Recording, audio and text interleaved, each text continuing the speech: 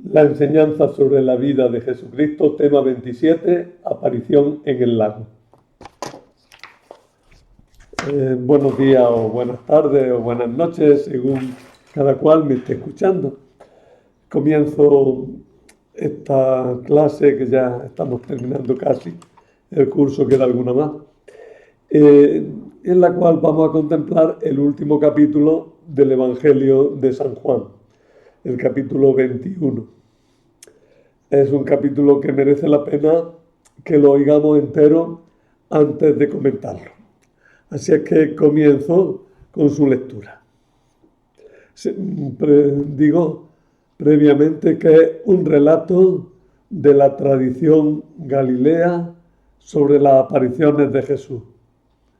Y su contenido, su idea fundamental es que la misión lleva al encuentro con Jesús. Empecemos pues. Después de esto, Jesús se apareció otra vez a los discípulos junto al lago de Tiberíades y se apareció de esta manera. Estaban juntos Simón Pedro, Tomás apodado el Mellizo, Natanael, el de Caná de Galilea, los Zebedeos y otros 2 discípulos suyos. Simón Pedro les dice: me voy a pescar. Ellos contestan: vamos también nosotros contigo. Salieron y se embarcaron, y aquella noche no pescaron nada.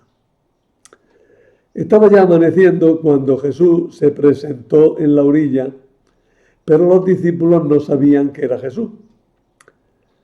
Jesús les dice: muchachos, ¿tenéis pescado? Ellos le contestaron: no. Él les dice: echad la red a la derecha de la barca y encontraréis.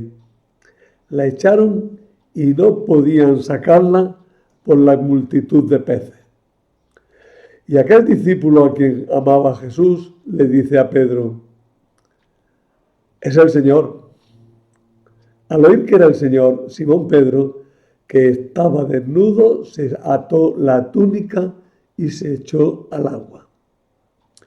Los demás discípulos se acercaron en la barca porque no distaban de tierra más que unos 200 codos, remolcando la red con los peces. Al saltar a tierra ven una brasa con un pescado puesto encima y pan. Jesús les dice: traed de los peces que acabáis de coger.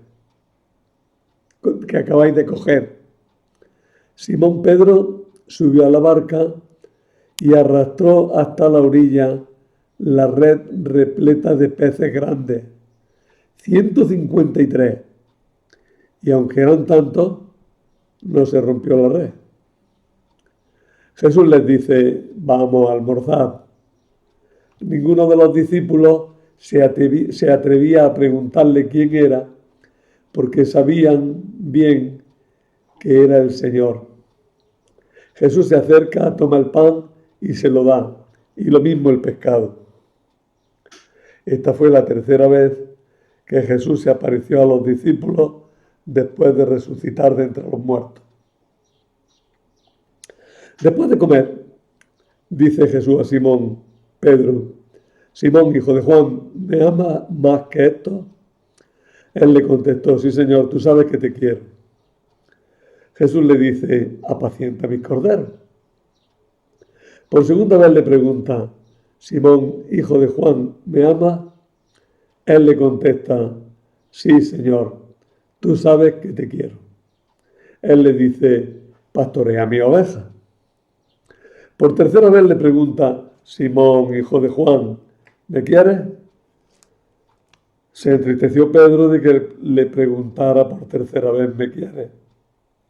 Y le contestó: Señor, tú conoces todo, tú sabes que te quiero. Jesús le dice: apacienta mis ovejas. En verdad te digo, cuando eras joven, tú mismo te ceñías e ibas a donde querías. Pero cuando seas viejo, extenderás las manos, otro te ceñirá y te llevará a donde no quieras. Esto lo dijo aludiendo a la muerte con que iba a dar gloria a Dios. Dicho esto, añadió, sígueme. Pedro, volviéndose, vio que le seguía el discípulo a quien Jesús amaba, el mismo que en la cena se había apoyado en su pecho y le había preguntado, Señor, ¿quién es el que te va a entregar? Al verlo, Pedro dice a Jesús, Señor, ¿y este qué? Jesús le contesta, si quiero que se quede hasta que yo venga, ¿a ti qué? Tú sígueme. Entonces se empezó a correr entre los hermanos el rumor de que ese discípulo no moriría. Pero no le dijo Jesús que no moriría, sino, si quiero que se quede hasta que yo venga, ¿a ti qué? Este es el discípulo que da testimonio de todo esto y lo ha escrito. Y nosotros sabemos que su testimonio es verdadero. Muchas otras cosas hizo Jesús. Si se escribieran una por una, pienso que ni en el mundo entero podría contener los libros que habría que escribir. Palabra del Señor. Bueno,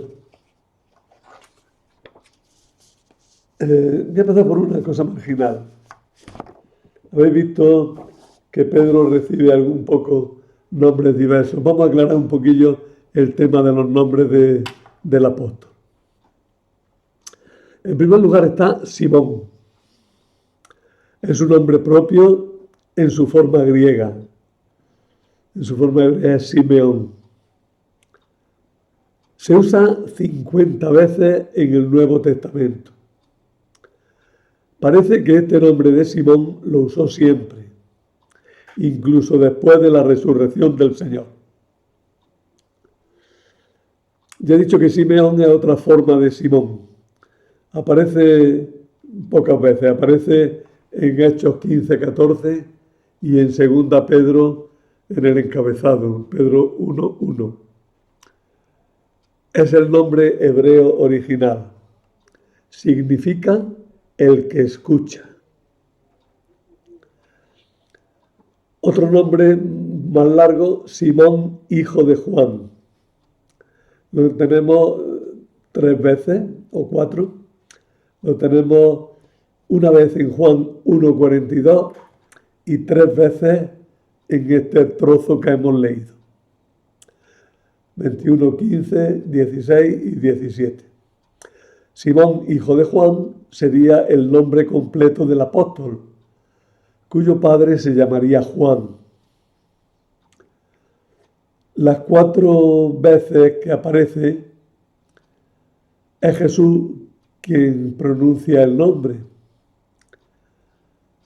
Algunos dicen que no es un patronímico realmente, que no es que fuera hijo de Juan, sino que Jesús le está diciendo que eres al estilo de Juan, que eres más joánico que cristiano, ¿no? Discípulo, seguidor de Juan. Algo de razón hay, pero ahora vemos algo más. Luego está Simón, hijo de Jonás. En vez de Juan, Jonás. Y además viene en arameo, Simón Bar Jona. Bar es hijo en arameo, Simón Bar Jona, Simón hijo de Jonás. Esta expresión solo aparece una vez, en Mateo 16, 17. Sin embargo, algunos afirman contundentemente que el padre de Pedro se llamaba Jonás y no Juan. No sé, habría que demostrarlo claramente. No conozco la demostración. Lo utiliza Jesús también.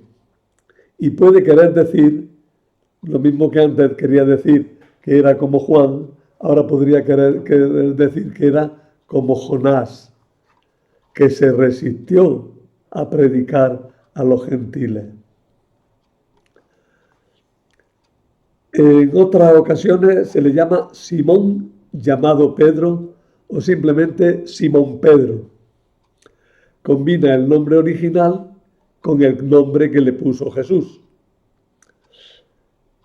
Este nombre que le puso Jesús lo encontramos en arameo cuando se dice Kefas o Cefas y significa piedra. Es la forma aramea de la palabra griega masculina que es Pedro. Pedro es el masculino de piedra. Es el nombre que le puso Jesús. Lo vemos esa imposición del nombre en Juan 1:42 y también lo vemos en Mateo 16:18.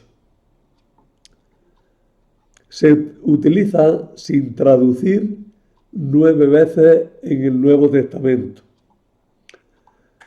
Una en Juan 1:42 y otras 8 veces en las cartas de Pablo. Sobre todo en 1 Corintios y en Gálatas. Por último, Pedro. Pedro es piedra, ya lo digo, en forma masculina, en griego. Traduce la palabra aramea Cefas. Pedro sí es muy abundante, es la palabra que más se usa para designar a Pedro. Aparece 154 veces en el Nuevo Testamento. Pero tiene dos matices. Uno positivo, roca de apoyo, cimiento, y otro negativo, en el sentido de duro, terco, duro de mollera. O sea que hay que tener cuidado a la hora de leer el nombre de Pedro en el Nuevo Testamento para ver si se está utilizando en uno o en otro matiz, porque son matices. Un matiz de fundamento, de roca, de fe, y un matiz de dureza, de terquedad. Bueno, por tanto, fijaros, Simón, Simeón, Simón hijo de Juan, Simón de Jonás, Simón llamado Pedro, Simón Pedro, Cefas y Pedro. Todos esos nombres. El capítulo 21 de San Juan es un añadido o apéndice que se añadió pronto al Evangelio. Tal vez lo añadió el último redactor de la obra. Es un añadido y se ve clarísimo que es un añadido. Sobre todo porque el Evangelio al final del capítulo 20 tiene una conclusión clara. Y el capítulo 21 cambia un poco el ambiente, cambia un poco el estilo. Además, si el capítulo 20 era de la tradición de Jerusalén, las apariciones de Jesús en Jerusalén, este capítulo 21 es de la tradición de Galilea, narra una aparición de Jesús en 2 partes en Galilea, o en 3 partes en Galilea. La narración se puede dividir así. En primer lugar, junto al lago está la pesca milagrosa y está la comida con Jesús. La segunda parte sigue en el lago de Galilea, pero un poco apartado. Tenemos Pedro y el discípulo amado. En primer lugar, la misión de Pedro y en segundo lugar, unas palabras sobre el discípulo amado. Y la tercera parte, bastante breve, los versos 24 y 25, son una conclusión. Por tanto, 2 relatos y una conclusión. Cada relato tiene 2 escenas. Eso es curioso, está bien construido. Son 2 relatos, cada relato con 2 escenas. Claro, el primer relato, en la barca pescando, primera escena, comiendo con Jesús en la orilla, segunda escena. El segundo relato, Jesús hablando con Pedro, primera escena. Jesús hablando de Juan, segunda escena.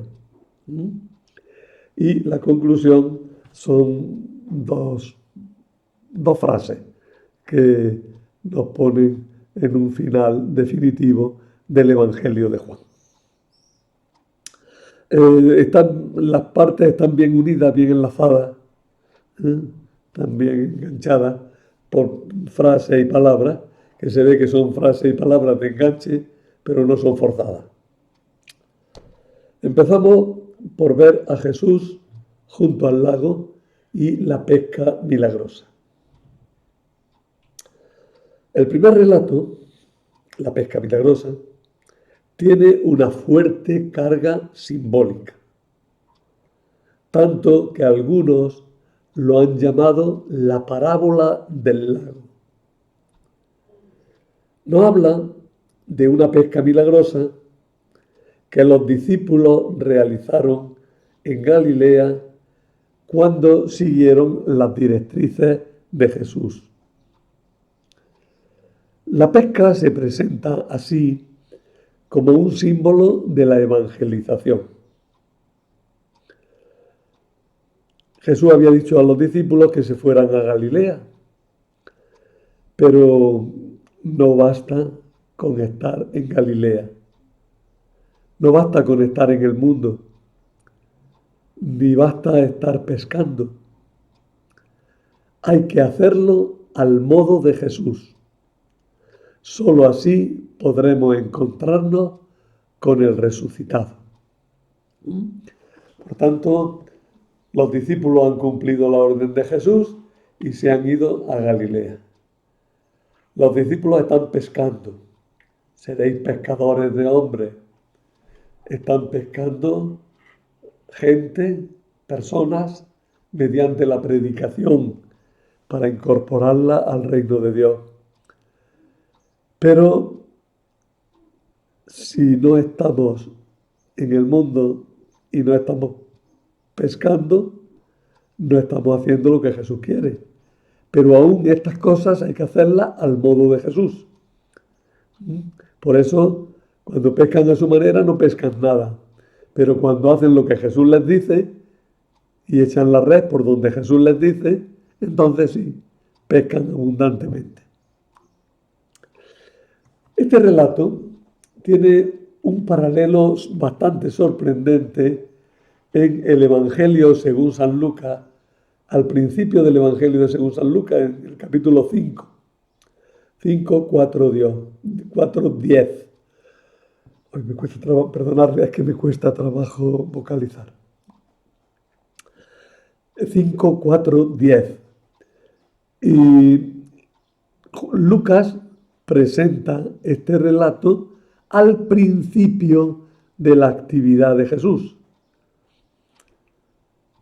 En cualquier caso, incluso en Lucas, es un tema pascual, es decir, un tema que pertenece a la predicación de la resurrección del Señor.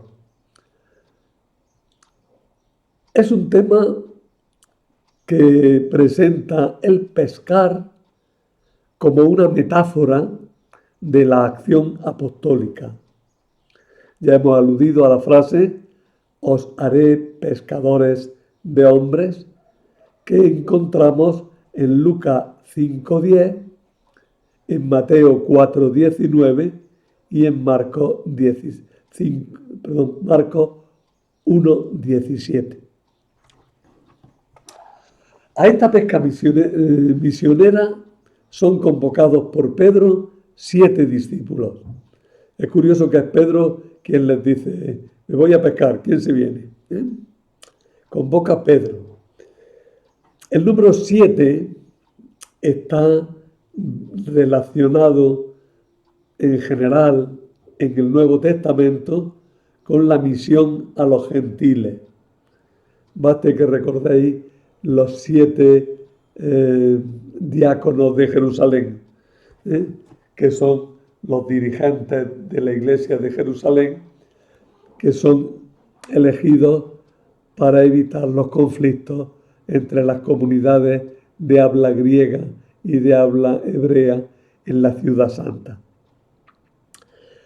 Recordar ese 7, recordar también la multiplicación de los panes y los peces en segunda instancia, en la que aparece no 12 canastos, sino 7 canastos.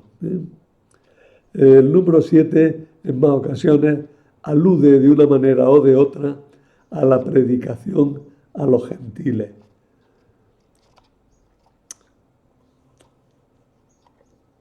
La abundancia de peces que se consiguen cuando se siguen las instrucciones de Jesús es un poco extraña.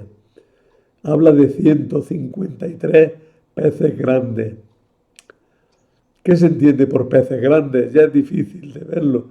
Desde luego muy, muy grandes no podían ser porque el lago de Genesaret es un lago pequeño y no podía tener enormes peces. Pero cuando habla de que pesan mucho, pues sí, tenemos que pensar en peces de cierto calibre. Pero ¿por qué 153? ¿Por qué ese número tan preciso? Bueno, ahí se ha derramado la imaginación de los autores.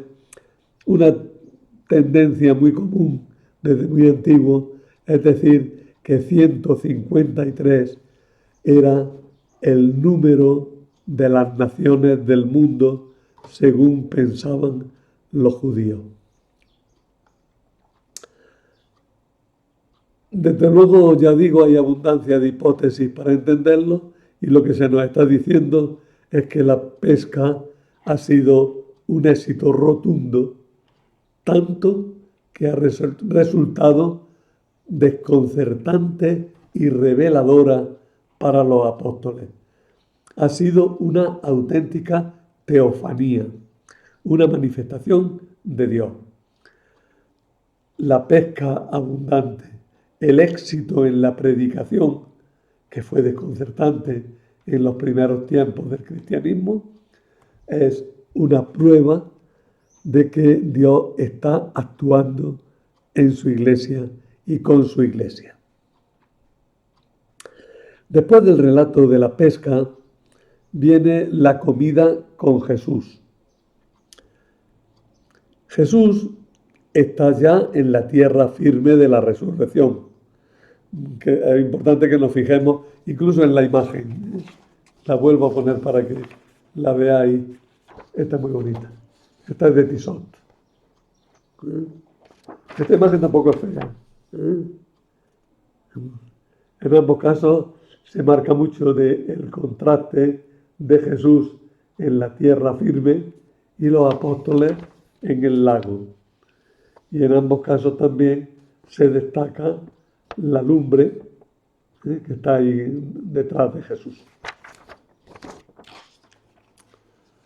Jesús está en la tierra firme de la resurrección y se hace descubrir, se da a conocer al discípulo amado en ese signo de la pesca abundante. El discípulo amado enseguida dirá, es el Señor. Ahora también Jesús sigue en comunión con la Iglesia en la Eucaristía, simbolizada en este relato por una doble imagen, por el pan y por el pez. El pan de la Eucaristía es Jesús que se entrega. El pez nos aclara que ese pan es Jesús que se entrega. ¿Cómo es eso? Fijaros que habla de un pez asado. Y luego, fijaros también que la palabra pez, iktis en griego, es el acrónimo, con la primera letra de cada palabra se forma la palabra pez. ¿De qué frase? Jesús, Hijo de Dios, Salvador. Jesús Cristo, Hijo de Dios, Salvador. Que significa, que se puede resumir en ictis, pez. Todavía mucha gente y algunos grupos cristianos emplean con abundancia el símbolo del pez como símbolo de Cristo. Es un tema además que aparece mucho en los ornamentos, en los vasos sagrados. Es un tema recurrente desde el principio de la historia de la Iglesia. Porque tiene otro sentido también lo de pez. Es el pez de las aguas vivas. Donde hay agua viva, donde hay agua abundante, donde hay agua sana, allí hay peces. Pero sobre todo está el pez que le da salud y capacidad de salvar a esa agua que acaban por identificarse con la agua del bautismo. Por tanto, el pez es un símbolo bien querido por los cristianos. Pero aquí y en Lucas 24:43 es un pez asado. Un pez que ya ha madurado, que ya está pasado por el fuego, que ya ha pasado por un juicio, pero un juicio que ha dejado lo que vale. El fuego es juicio que vale. Bueno, el pez asado es Jesús, que ha pasado por la cruz y que ha llegado a la madurez de la resurrección y que ahora se nos da en forma de pan en la Eucaristía. El pez asado en el fuego de la pasión y muerte está ahora dispuesto para darse con el pan de la Eucaristía a los discípulos que están pescando en el mundo con su predicación. Bien, ese es el primer relato entero. La pesca milagrosa y la Eucaristía que le sigue junto al lago. Inmediatamente viene una escena distinta. Nos habla ya en concreto de la misión de Pedro, que nace de la triple confesión de amor a Jesús. Aquí vamos a encontrar tres personajes: Jesús, Pedro y el discípulo amado. Por 3 veces pregunta el Señor a Pedro si lo ama. Los comentaristas han visto en esto una alusión a la triple negativa de Pedro durante la pasión. Otros dicen que se trata de una repetición jurídica. Uy, se me caen todos los papeles. Perdona.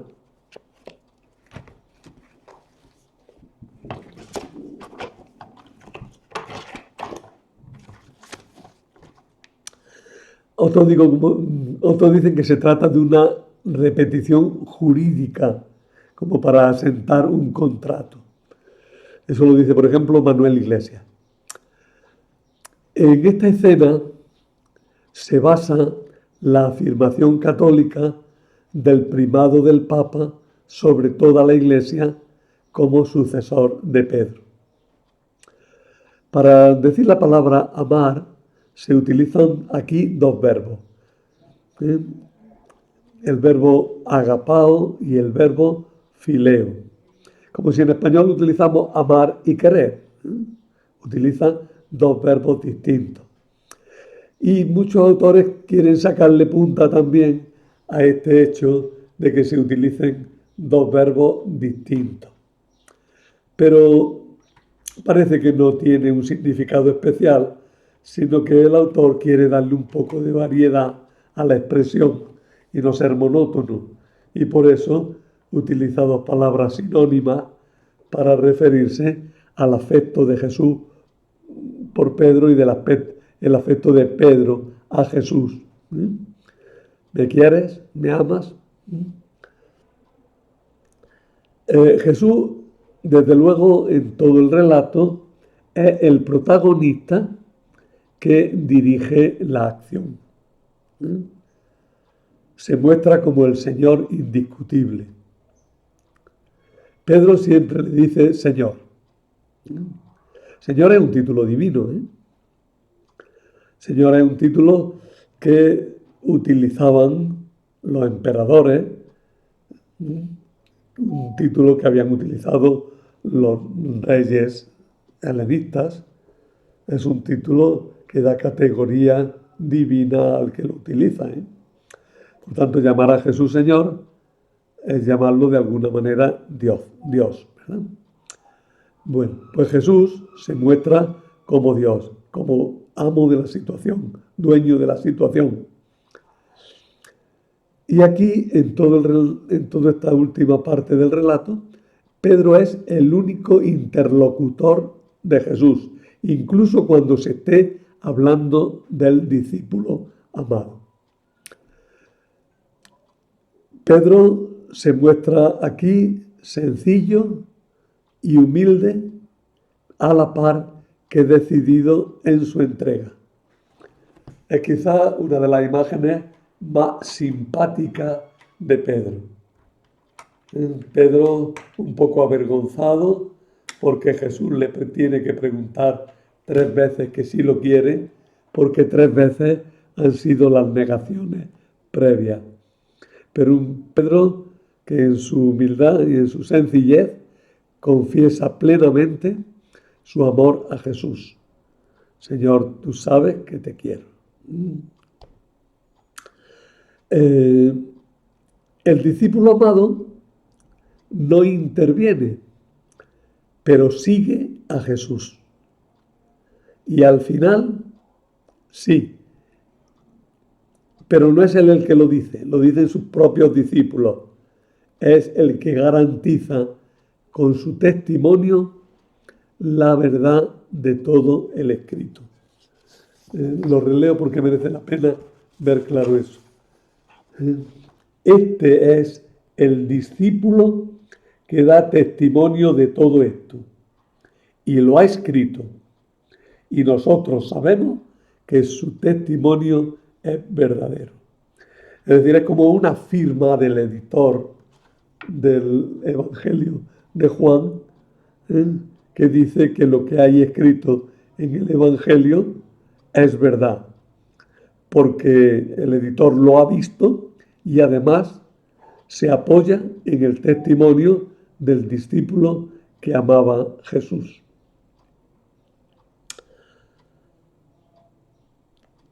Jesús, como digo, habla solo con Pedro. Y al principio parece que lo hace delante de todos los discípulos. Todo se entiende mejor, sin embargo, si Pedro y Jesús se han separado del grupo. De todas maneras, los discípulos no tienen ningún papel en esta escena, ni siquiera se los nombra. Se han quedado como a un lado. Quizás este dibujo nos ayude a entenderlo. Jesús está con Pedro, al lado está el discípulo amado, abajo, y al otro lado están los demás discípulos que miran y se enteran, pero no dicen nada.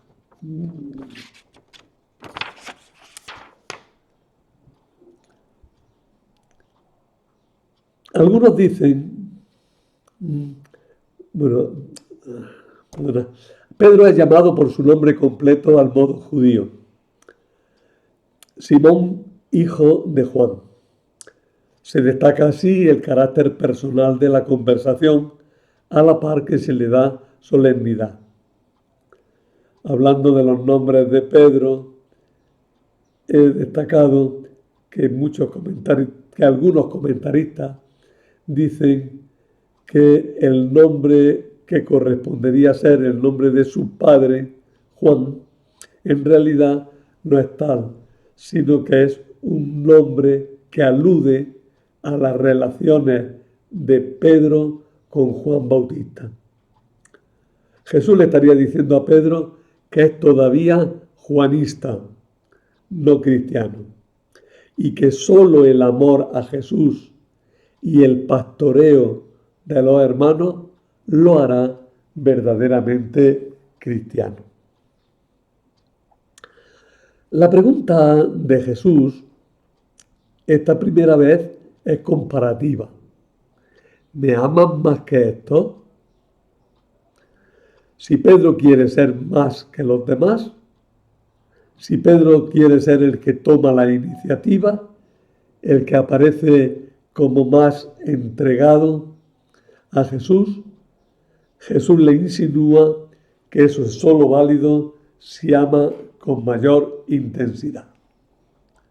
Por tanto, eso es importante que nos fijemos. Pedro entiende lo que está pasando y en su respuesta a Jesús elude toda comparación, pero se duele ante la aparente duda de Jesús. El Señor, que lo sabe todo, sabe que su amor es sincero. Jesús le hace caer en la cuenta entonces que ese amor debe llevarle al amor a los demás, a dar su vida por los demás, como lo hizo el mismo Jesús, que es el buen pastor, que da su vida por las ovejas, que las conoce una a una. Por eso el diálogo acabará con dos invitaciones a seguir a Jesús, a seguir al Señor. Para entender bien lo que dice Jesús, hay que leer también el relato del buen pastor en Juan 10, 11, 30.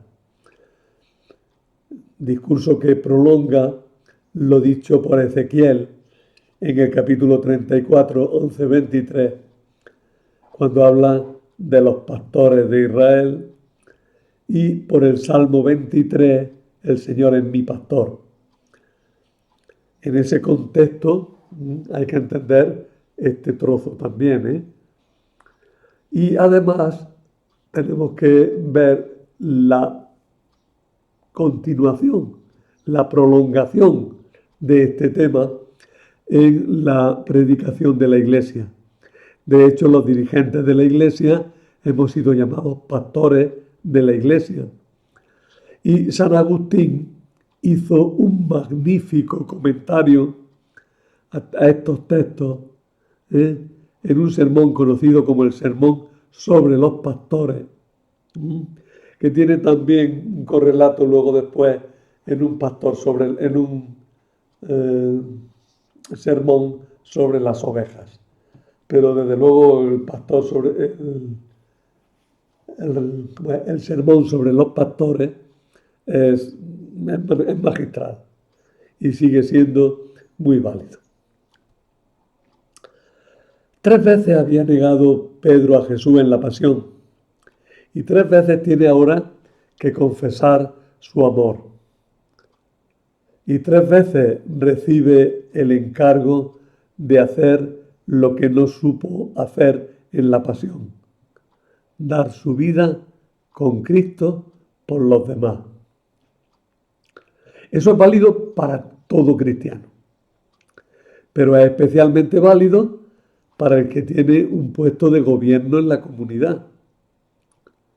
El que está al frente de la comunidad tiene que caracterizarse por un amor decidido a Jesús, un amor traducido en una entrega sin condiciones a los demás.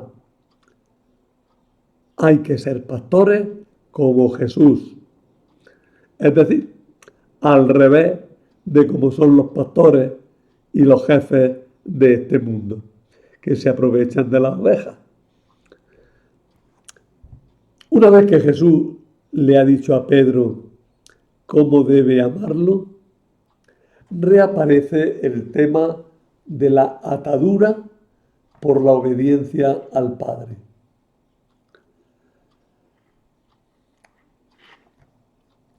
Pedro se creía obediente porque hacía lo que quería. Solo cuando se deje atar como Jesús, estará dando gloria a Dios, estará mostrando quién es Dios, será pescador de hombres y lo será de verdad. Es curioso cómo se está afirmando que la gran predicación es el martirio. El acto supremo de predicación para Cristo y para los apóstoles es el martirio. Por eso la Iglesia considera, se sepa o no se sepa, por relatos, que todos los pastores murieron mártires, porque dieron el supremo testimonio de Cristo unidos a Él. Y eso tiene un correlato litúrgico que nos lleva a celebrar todas las fiestas de los apóstoles, menos las de San Juan, curiosamente, de color rojo. La de San Juan se hace de blanco porque, según la tradición, aunque sufrió el martirio, no murió en el martirio. Pero eso ahora mismo sale de nuestro tema. El supremo testimonio de Cristo es el martirio. El diálogo de Jesús con Pedro se ha leído siempre desde un punto de vista jurídico. Jesús confiere el primado a Pedro sobre su iglesia. Y es verdad. Pero antes que eso, tenemos aquí una llamada al seguimiento y a la imitación de Cristo. Y en ese sentido, el llamamiento se puede transmitir a todos nosotros. El Señor nos pregunta a cada uno personalmente, ¿me amas? Y si le decimos que sí, Jesús nos viene a contestar algo así como, pues si me amas, que se note. Y que se note porque seguimos a Jesús en su amor pastoral a los otros, dando la vida por ellos como la da Jesús. Bueno, y vamos ya a la última escena.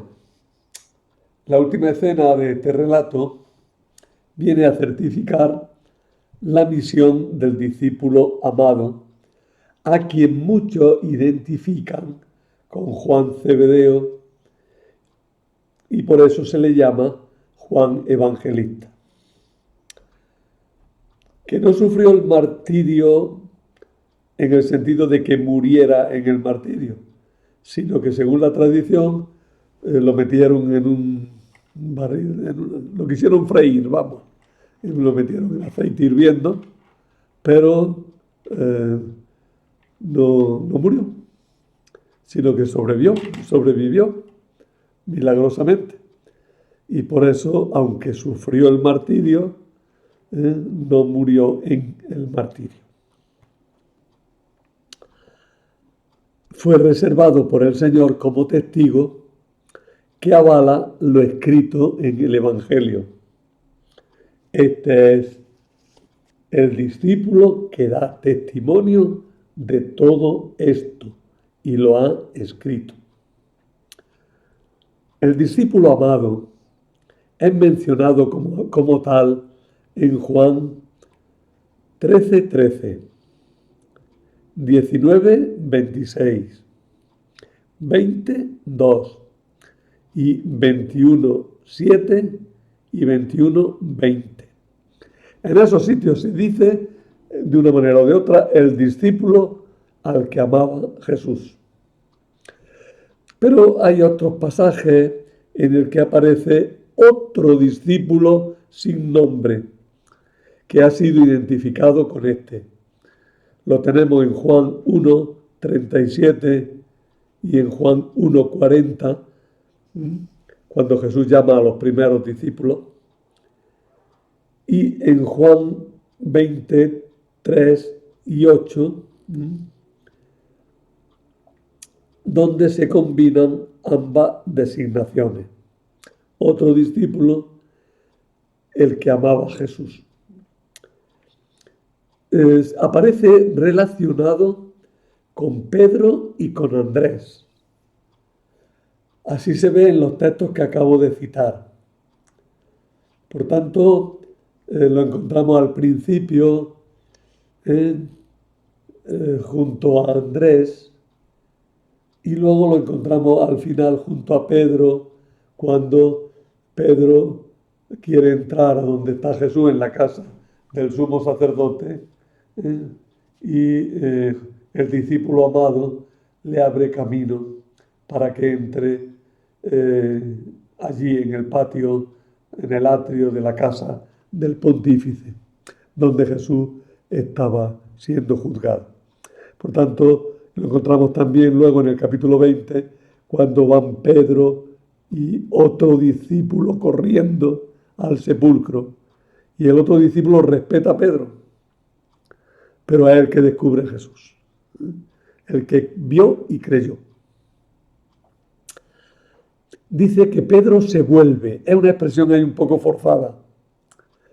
Y sorprende esta expresión, porque Jesús lo ha invitado a seguirle y él se vuelve. Parece que se alude a la conversión de Pedro. Se trata de una conversión que le lleva a mirar a los demás, a tener en cuenta sus problemas, sus situaciones, sus dificultades. Seguir a Jesús es mirar a donde mira Jesús. Por eso tiene que volverse. Y así, naturalmente, ve a aquel a quien Jesús ama. Este discípulo amado de Jesús se caracteriza también por seguir a Jesús, por compartir sus pensamientos, por preocuparse de lo que le preocupa al Señor. Ahora es Jesús quien rechaza las comparaciones. Cada uno en la iglesia y en las relaciones con el Señor tiene su papel y su tarea. Cada uno dará testimonio de Cristo según Cristo se lo vaya pidiendo. No tenemos ningún derecho a exigir a los demás lo que en concreto Jesús nos exige a nosotros. Nosotros, cada uno, tiene que responder a la llamada de Jesús y a las exigencias de Jesús según Jesús le da a entender. Y no tenemos derecho a juzgar sobre el sentimiento, sobre el seguimiento de los demás. Y aquí, de nuevo, se invita a Pedro a seguir al seguimiento, pero ahora de forma absoluta, sin posibles comparaciones con los demás. Tú sígueme. Por otra parte, se deshace un malentendido con respecto al discípulo amado. Los discípulos, la gente, viendo que el discípulo vivía muchos años, empezaron a decir que el Señor le había prometido que seguiría vivo hasta su vuelta. Y eso es lo que se corrió. Es que tiene una promesa del Señor, según la cual no se va a morir hasta que el Señor vuelva. Pero se murió. Y entonces se desconcertaron mucho los discípulos. Y aquí este trocito pretende explicar un poquillo la realidad y deshacer ese escándalo. Se empezó a correr entre los hermanos el rumor de que ese discípulo no moriría. Pero no le dijo Jesús que no moriría, sino, si quiero que se quede hasta que yo venga, ¿a ti qué? Este es el discípulo que da testimonio de todo esto y lo ha escrito. Y nosotros sabemos que su testimonio es verdadero.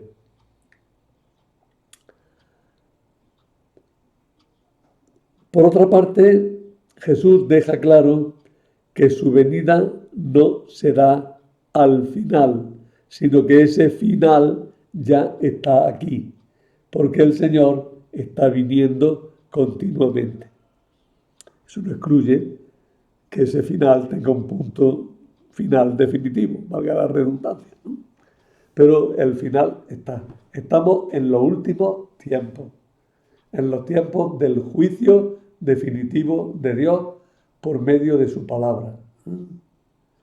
Así es que no andemos preocupados por el punto final.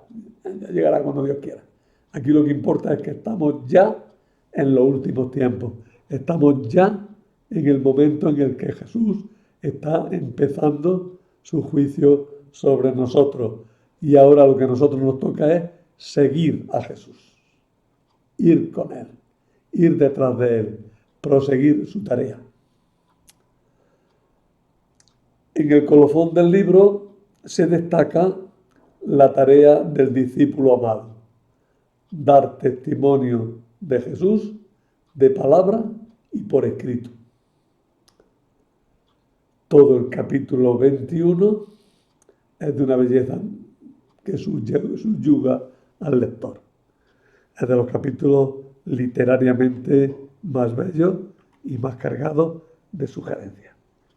Y nada más, nos queda todavía otra charla que veremos en la semana siguiente.